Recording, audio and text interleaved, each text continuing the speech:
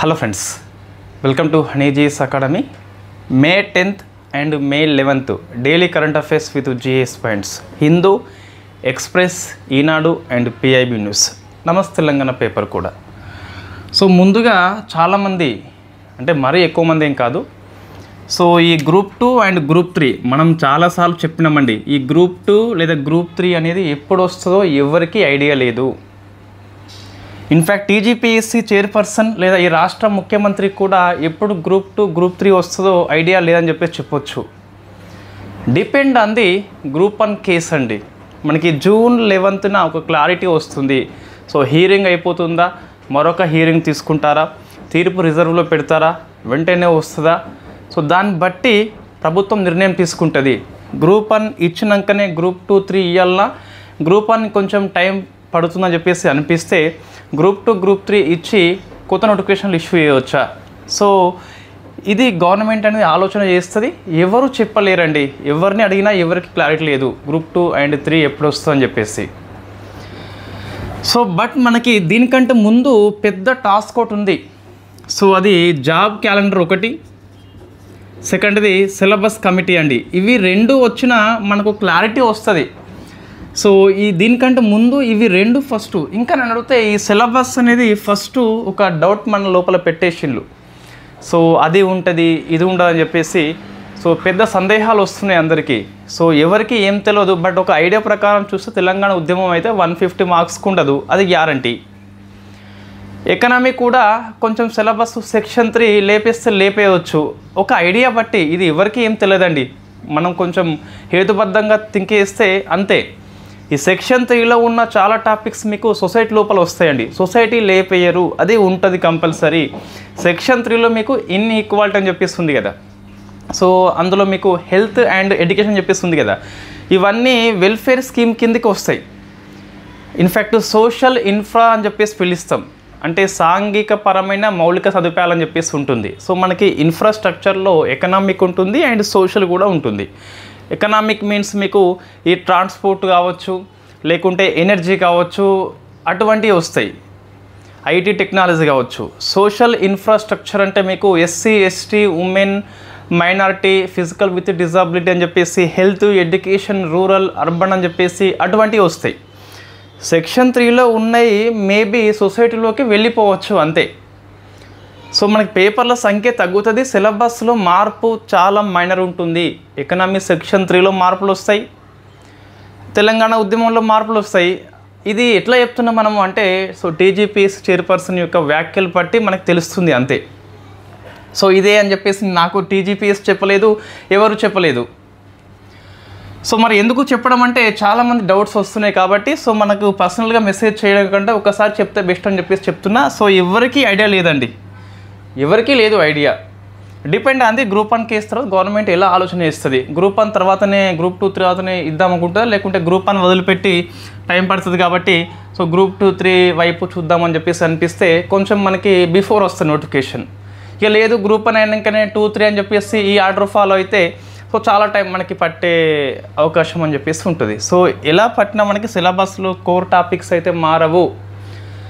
ఇప్పుడు ఉన్న సబ్జెక్ట్ లోపల ఒక సబ్జెక్ట్ లేకుండా పోదండి, అన్ని సబ్జెక్టులు ఉంటాయి కానీ సో షఫ్లింగ్ అవుతాయి మీకు అంతే. అది కూడా పేపర్ 3 and 4 అవుతుంది. పేపర్ 1, 2ని వాళ్ళు టచ్ అయితే దాప్ చేయరు. రైట్ అండి. సో ఇది క్లారిటీ. మరి మనం ఏం చేయాలంటే సిలబస్ను ఆదరబాదరగా ఇంక పైపైన చదవకుండా సో ఇన్ఫ్యాక్ట్ మనకు టైం వచ్చింది కాబట్టి సమయాన్ని సద్వినియోగం చూసుకొని క్షుణ్ణంగా అధ్యయనం చేయాలి. అది మన దగ్గర ఉంది అంతే. ఇంకా మిగతాది ఏది మన దగ్గర లేదు, ఎవరికి ఏం తెలియదు. అది ఫస్ట్ మైండ్లో పెట్టుకోండి. నిజంగా టీజీపీఎస్సీ చైర్పర్సన్కే ఎప్పుడు వస్తుందని చెప్పేసి ఐడియా లేదండి. వాళ్ళకి లేనప్పుడు మనము ఎంత ఊహానాలు చేసినా అవంతా ఉత్తది అని చెప్పేసి గుర్తుపెట్టుకోవాలి. సో మన లక్ష్యం కనుక గ్రూప్ 2 అయితే ప్రిపరేషన్ మాత్రం ఆపొద్దు, అది మైండ్లో ఉంచుకోవాలి. మన లక్ష్యం గ్రూప్ 2 అయితే ప్రిపరేషన్ ఆపొద్దు, అది సింగిల్ వర్డ్ అంతే. మీకు ఇంకా ప్రిపరేషన్ ఆపితే మనకు వెనకబడిపోతాం. ఇది కోర్స్ అమ్ముకోవాలి లేకుంటే యూట్యూబ్ వ్యూస్ రావాలని చెప్పేసి మనం చెప్పట్లే. ఇన్ఫ్యాక్ట్ తమ్మునేల్లో నేను విషయం చెప్పలేదు, గ్రూప్ 2 ఎప్పుడు అని చెప్పేసి చెప్పలేదు తమ్మునేల్ లోపల. రైట్. సో ఫస్ట్ మే 10th, 11th చూసినట్లయితే so May 10th day of importance లేదండి. సో మే 11th చూస్తే ఇన్ఫ్యాక్ట్ నేషనల్ టెక్నాలజీ డే అని చెప్పేసి పిలుస్తాం, జాతీయ వైజ్ఞానిక దినం అని చెప్పేసి. ఎందుకు మే 11th అని చెప్పేసి మనం చూస్తే ఈ 1998 మే 11th మనము ఈ న్యూక్లియర్ టెస్ట్ ఆపరేషన్ శక్తి అని చెప్పేసి కండక్ట్ చేసుకున్నాం. సో అప్పుడు వాజ్పేయి పిఎం ఉండే. సో మే 11th మనము ఈ నేషనల్ టెక్నాలజీ డే అని చెప్పేసి సెలబ్రేట్ చేసుకోవాలని చెప్పడం జరిగింది. సో 1999 నుంచి మనం ఫాలో అవుతున్నాం మే 11th నేషనల్ టెక్నాలజీ డే అని చెప్పేసి. సో థీమ్ ఏంటి మనకు అంటే సో యంత్ర అని చెప్పేసి పిలుస్తాం. ఏంటి థీమ్ మనకి? సో యంత్ర అంటే మనకి ఏమొస్తుందంటే so Yugantar for advancing technology research and acceleration. అంటే మనము సో ఈ టెక్నాలజీని రీసెర్చ్ని మరింత వేగవంతం చేయాలని చెప్పేసి ఆ థీమ్ తీసుకోవడం జరిగింది. యంత్ర అని చెప్పేసి పిలుస్తాం. సో మే 11th వెరీ ఫేమస్. మనం న్యూక్లియర్ టెక్నాలజీ 2.5 hours క్లాస్ ఉంటుంది, అక్కడ డిస్కస్ చేసి ఉన్నాం. మరొకసారి మనము లాంగ్ క్లాసెస్ త్వరలోనే చేస్తాం. త్వరలో అంటే ఎప్పుడండి?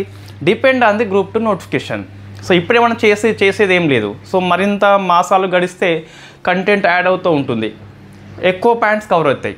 ఇప్పుడు వేసి మళ్ళీ అప్పుడు వేసి ఇంకా ఇటువంటి లాంగ్ వీడియో మనం ఎప్పుడు తరచుగా చేయలేం. కాబట్టి సో గ్రూప్ 2 మనకి ఎప్పుడైతే డేట్స్ అనౌన్స్మెంట్ చేస్తారో అప్పుడు 2 months బిఫోర్ చేద్దాం ఈసారి.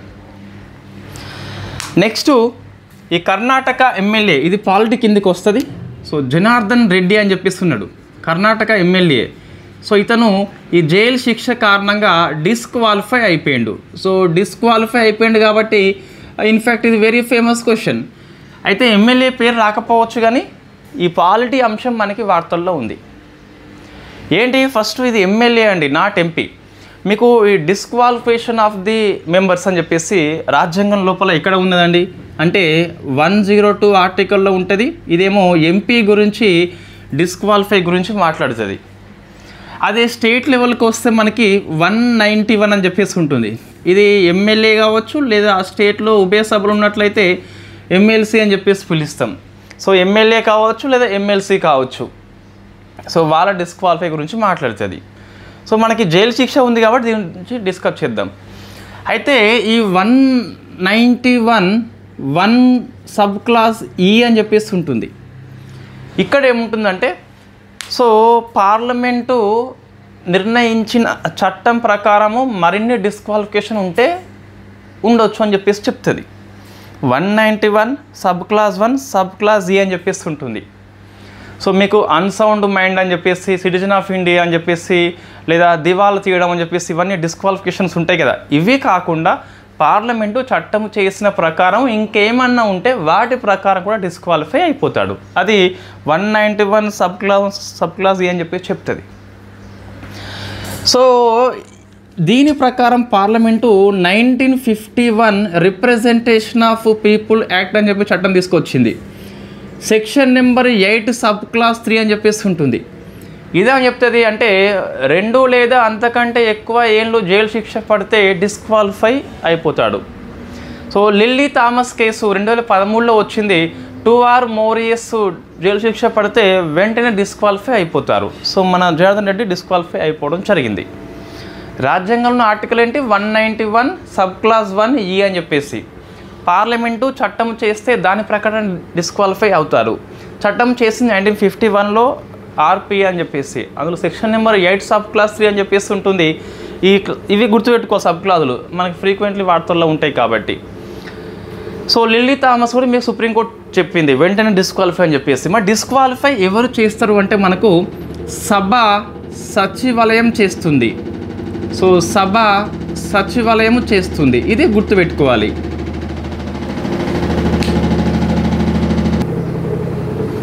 సో ఇది ఒకసారి మనం చూసుకున్నట్లయితే జనరల్లీ ఒక శాసనసభ సభ్యుల్ని డిస్క్వాలిఫై చేసే అధికారము ఈ దేశంలో రాష్ట్రపతికి, ఈ రాష్ట్రంలో గవర్నర్కి మాత్రమే ఉంటుంది. యాజ్ పర్ 103 చూస్తే రాష్ట్రపతి ఒక ఎంపీని డిస్క్వాలిఫై చేయవచ్చు ఎన్నికల సంఘం సలహా మేరకి. అదే 192 చూస్తే సో ఒక ఎంపీ కాకుండా చెప్పేది ఎమ్మెల్యే ఎమ్మెల్సీ గురించి చెప్తే, ఇక్కడేమో సో రాష్ట్రపతి వస్తే ఇక్కడేమో వచ్చేది సో ఇది గవర్నర్ అండి. ఇక్కడనేమో ఎంపీ వస్తే ఇక్కడనేమో ఎమ్మెల్యే కావచ్చు లేదా ఎమ్మెల్సీగా వస్తుంది. సో వాళ్ళు డిస్క్వాలిఫై చేస్తారు, ఎన్నికల సంఘం సలహా ఇస్తుంది, వాటికి కట్టుబడి ఉండాల్సిందే కంపల్సరీ.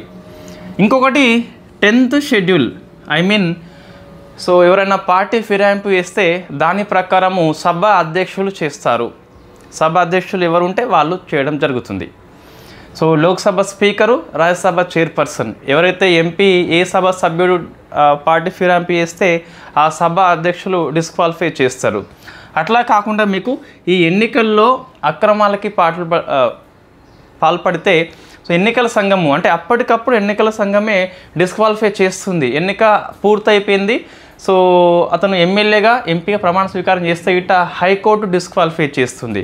తర్వాత మీకు హైకోర్టు శిక్ష వేసినప్పుడు ఈ సభ సచివాలయం అని చెప్పేసి ఇన్ఫ్యాక్ట్ ఇది డిస్క్వాలిఫై చేస్తుంది. అంటే ఎన్నికల్లో అక్రమాలకి పాల్పడ్డప్పుడు హైకోర్టు కనుక రిపోర్ట్ ఇచ్చినప్పుడు సో 2 or more years శిక్ష పడితే గిట్ట అప్పుడు సభ సచివాలయాలు డిస్క్వాలిఫై చేస్తున్నాయని చెప్పేసి గుర్తుపెట్టుకోవాలి.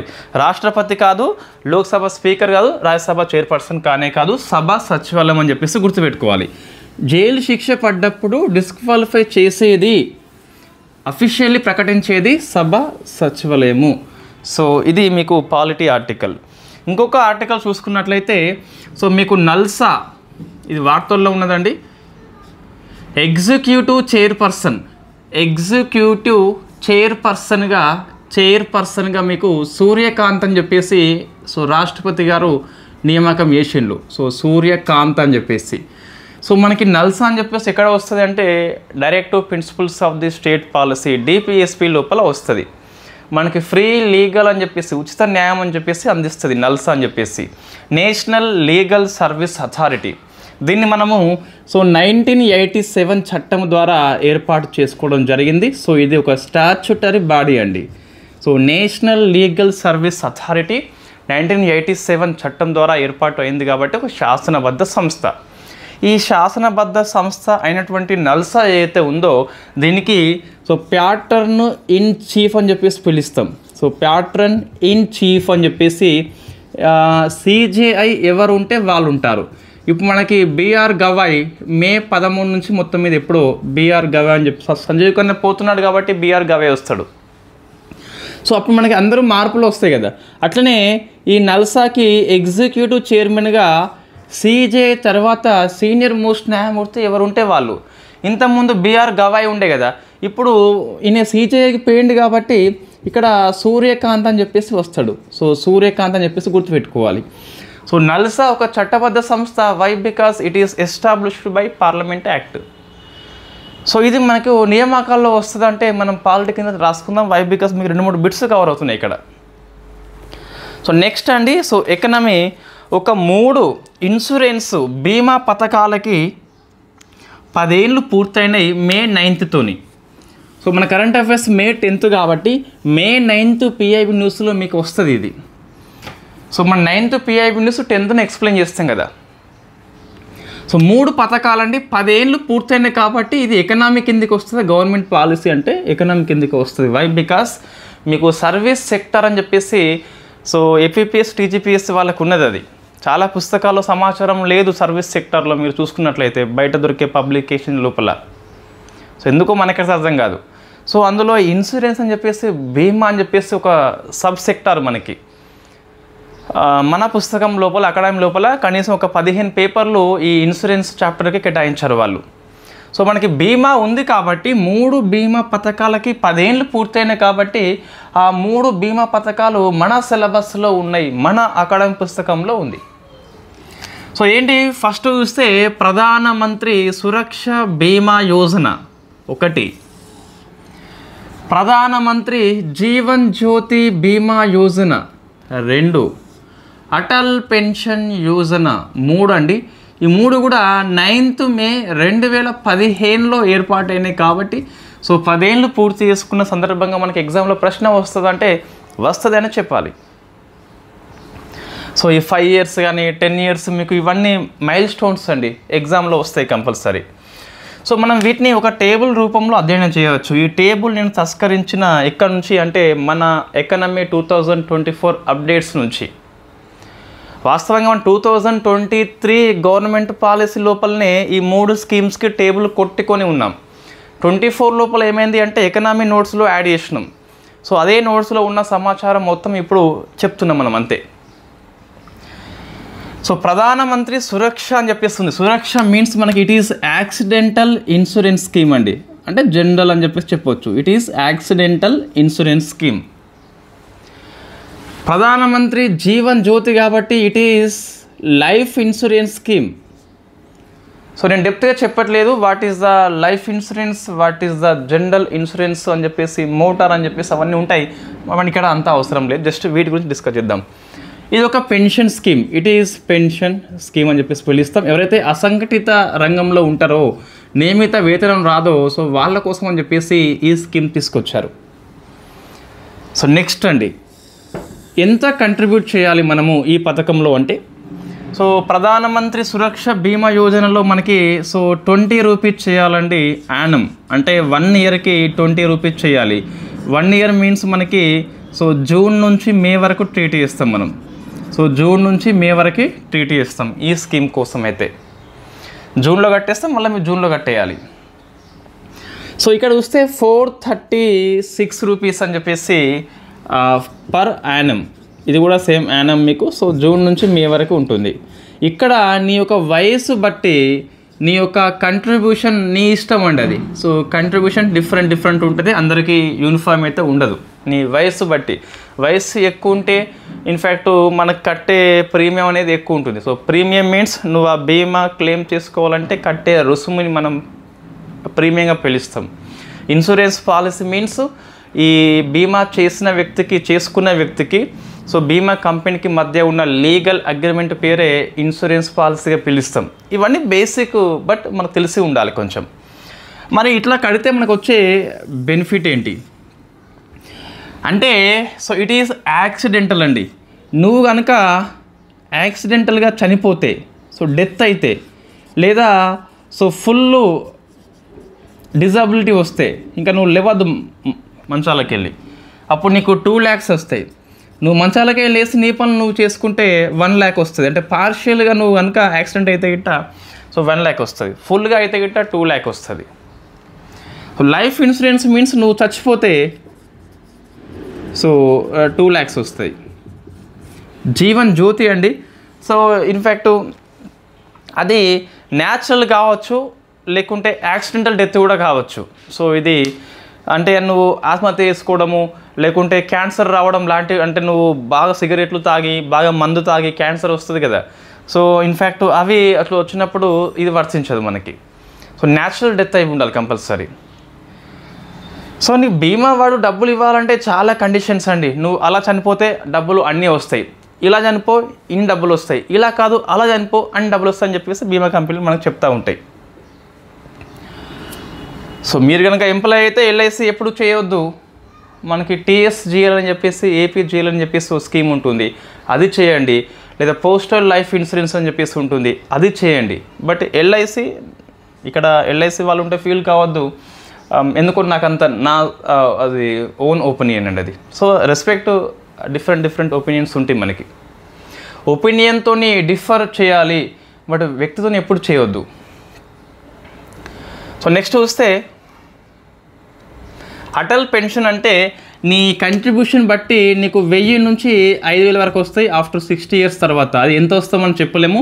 నువ్వు ఎంత కంట్రిబ్యూట్ చేసినావు అంటే, ఏ వయసులో స్టార్ట్ చేసినావు దాన్ని బట్టి ఇది వస్తుంది. 1000 నుంచి 5000 వరకు ఎంతైనా రావచ్చు అండి. ఇంకే అవసరం అంటే మరి ట్యాక్స్ బెనిఫిట్స్ ఉంటాయంటే, దీనికి ట్యాక్స్ బెనిఫిట్ లేదండి, దీని ట్యాక్స్ బెనిఫిట్ ఉంటుంది. అంటే నువ్వు కట్టిన రుసుముని ట్యాక్స్లో చూపెట్టుకోవచ్చు, నీకు ఇన్ఫ్యాక్ట్ కొంత మినహాయింపు అయితే వస్తుంది. It is also tax benefit కలిగి ఉంటుంది. ఈ 3 స్కీమ్స్ మీరు సింపుల్గా ఇట్లా రాసుకుంటే ఏమవుతుందంటే, 3టిని మనం కంపేర్ చేస్తున్నాం కాబట్టి సో కన్ఫ్యూజ్గా అదా ఇదా అని చెప్పేసి 3 ఒకదాని కింద ఒకటి ఉన్నట్లయితే కన్ఫ్యూజ్ అయ్యే ఎక్కువ అవకాశం అయితే ఉంటుంది కనీసము. సో ఇట్లా ఉంటే ఇంకోటి, ఇది అర్హత వయసు మనకి ఇది 18 నుంచి 70 ఏళ్ళు అండి. ఈ 18 నుంచి 50 ఏళ్ళే. ఎందుకంటే ఇన్ఫ్యాక్ట్ ఇది డెత్ స్కీమ్ కాబట్టి నువ్వు 70 ఏళ్ళకి స్కీమ్ వేస్తే 71 ఇయర్కి చనిపోతావు కాబట్టి బీమా కంపెనీ రిస్క్ తీసుకోదు.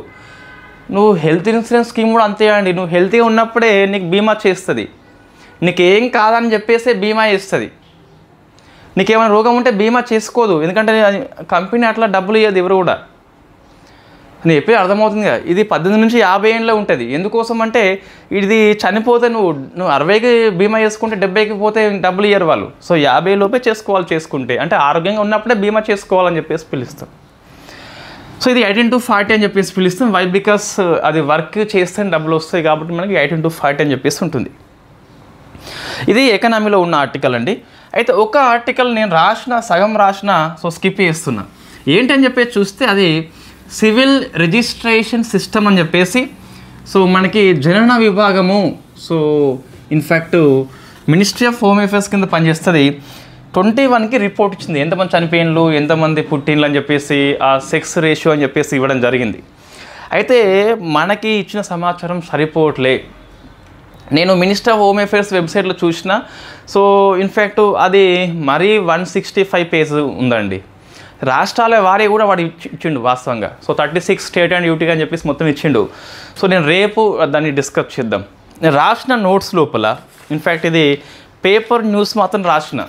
ఇది సరిపోదండి. ఎందుకోసం అంటే మీకు డెమోగ్రఫీ అని చెప్పేసి ఎకనామీలో సిలబస్ ఉంది కదా. సో ఒక ప్రశ్న కంపల్సరీ వస్తుంది. మనం ఈ రిపోర్ట్ నుంచి ఎంఎంఆర్ డిస్కస్ చేసినాం మనం. సో అది ఎంఎంఆర్కి అది సరిపోయింది మనకి. బట్ ఇంకా ఈ సెక్స్ రేషియో అని చెప్పేసి ఈ 0 to 6 years మధ్య ఎంతమంది పుట్టారని చెప్పేసి అది పేపర్లో సమాచారం సరిపోదండి. సో నేను అట్లా సగం చెప్పను, పూర్తిగా చెప్పేస్తాను. మన సిలబస్లో ఉన్నట్లయితే పూర్తిగా చెప్పేస్తాను. ఒక రోజు లేట్ అయినా మంచిదే.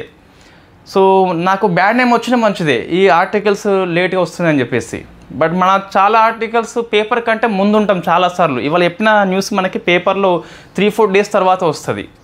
మీ వెబ్సైట్ లోపల 3-4 days తర్వాత వస్తుంది చాలాసార్లు, చాలా ఆర్టికల్స్. ఇటువంటి రిపోర్ట్స్ మనం ఏం చేస్తామంటే కంప్లీట్గా అధ్యయనం చేయాలి. మన ఎగ్జామ్ సిలబస్లో ఏదైతే ఉంటుందో ఆ సిలబస్లో ఉన్న అంశాలు అన్నీ మనం ఇక్కడ నోట్స్లో అప్డేట్ చేసుకోవాలి. పేపర్లో న్యూస్ సరిపోదండి. రైట్. సో మనకి ఆ సెక్స్ రేషియో అనేది కంపల్సరీ టాప్ 3 states, తర్వాత ఈ 2011 జనాభా ప్రకారం వేరే, ఇది వేరే. సో మీకు తరచుగా డెమోగ్రఫీ లోపల కనీసం ఒక 5 to 6 questions వస్తున్నాయండి. కాబట్టి మనం నెగ్లెన్సీ చేయొద్దు. సో మనం రేపు డిస్కస్ చేద్దాం దాన్ని పూర్తిగా అధ్యయనం చేసిన తర్వాత.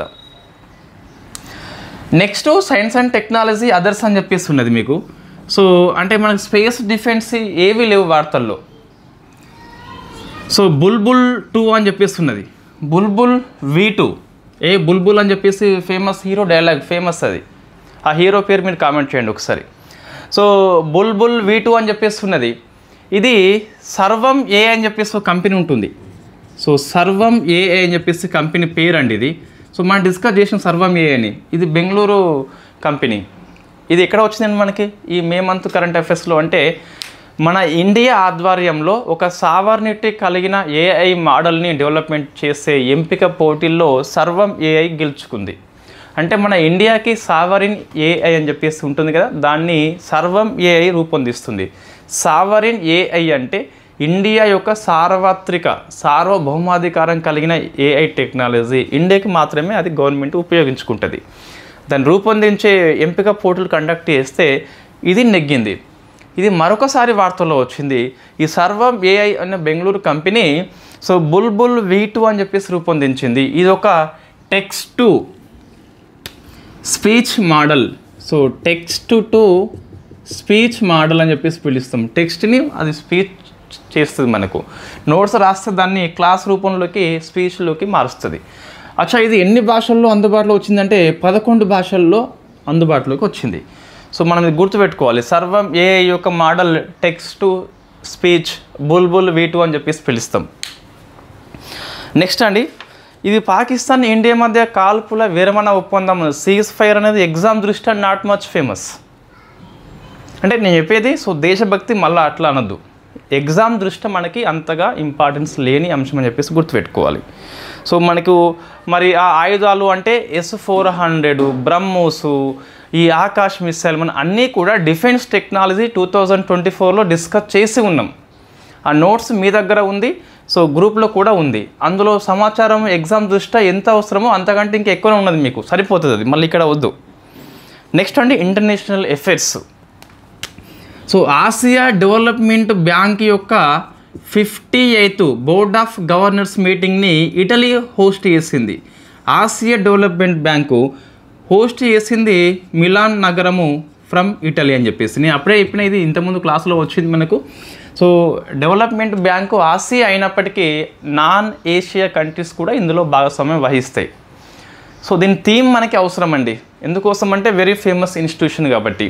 మరి సమ్మిట్ని మనం, ఇది ఒక సమ్మిట్, ఇది సమ్మిట్లో మనం డిస్కస్ చేస్తామా? చేయము. ఇది ఇంటర్నేషనల్ ఫైనాన్షియల్ ఇన్స్టిట్యూషన్ కాబట్టి సో మనం ఇక్కడే డిస్కస్ చేస్తాం. థీమ్ చూస్తే మనకి షేరింగ్ ఎక్స్పీరియన్స్ బిల్డింగ్ టుమారో అని చెప్పేసి థీమ్ తీసుకోవడం జరిగింది. షేరింగ్ ఎక్స్పీరియన్స్, నీ అనుభవాలు పంచుకో, బిల్డింగ్ టుమారో, టుమారో అంటే మనకి సో భవిష్యత్తు నిర్మించుకో అని చెప్పేసి అర్థం వస్తుంది.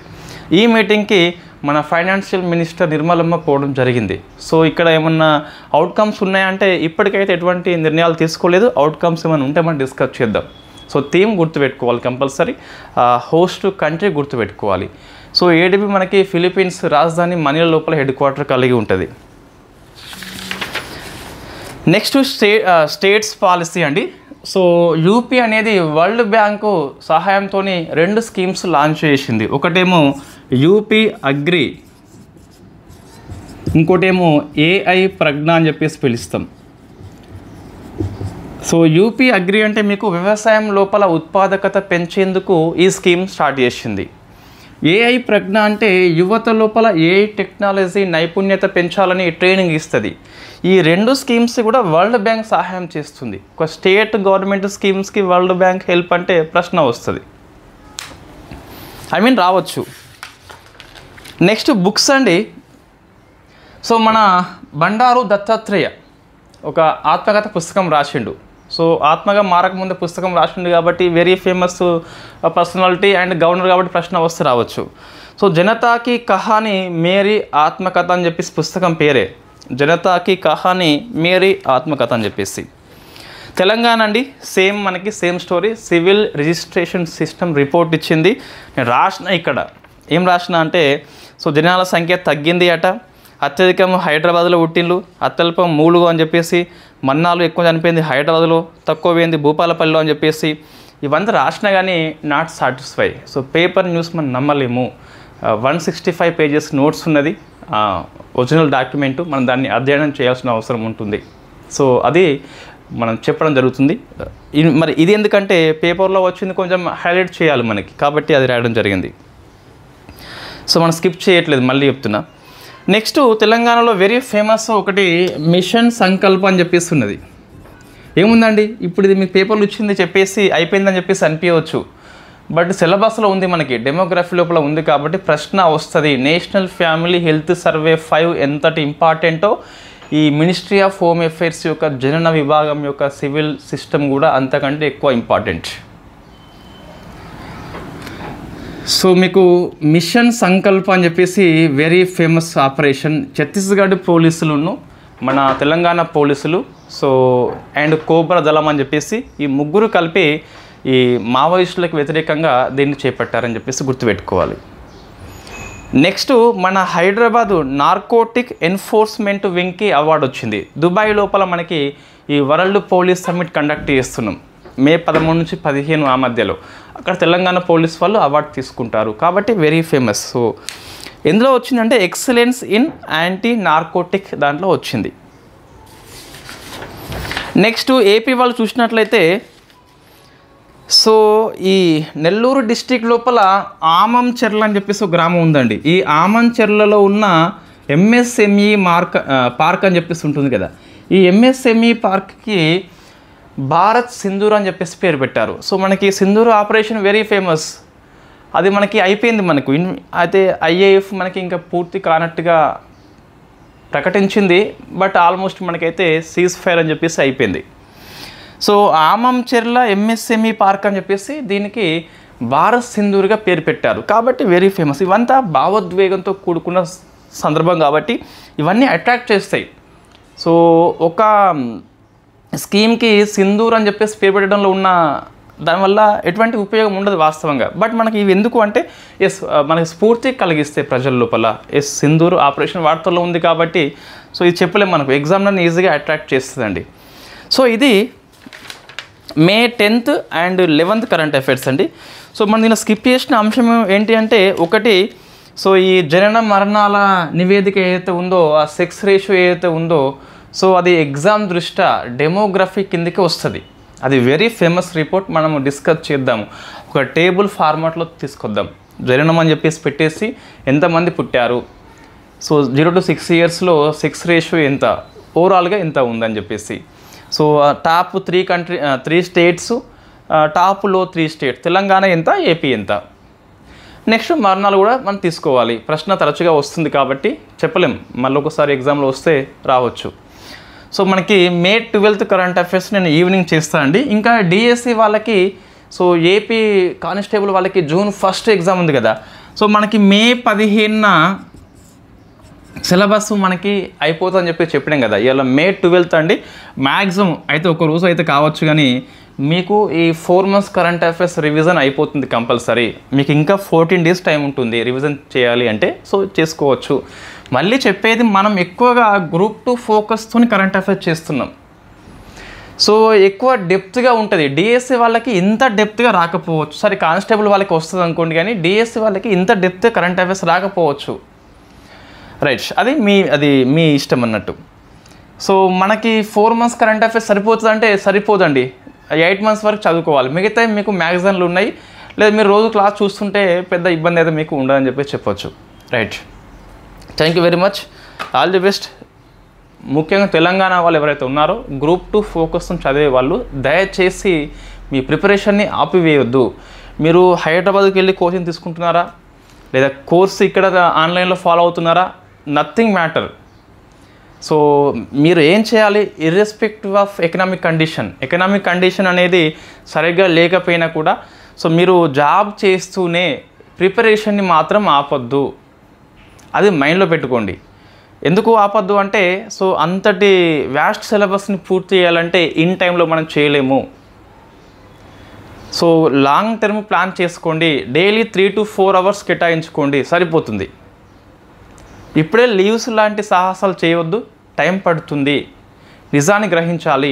నోటిఫికేషన్స్కి ఇప్పుడున్న కండిషన్స్ ఏమన్నా అద్భుతంగా ఏమన్నా జరిగితే తప్పించి ఎస్ గ్రూప్ 2 అనేది జూలై వరకైతే రాదు.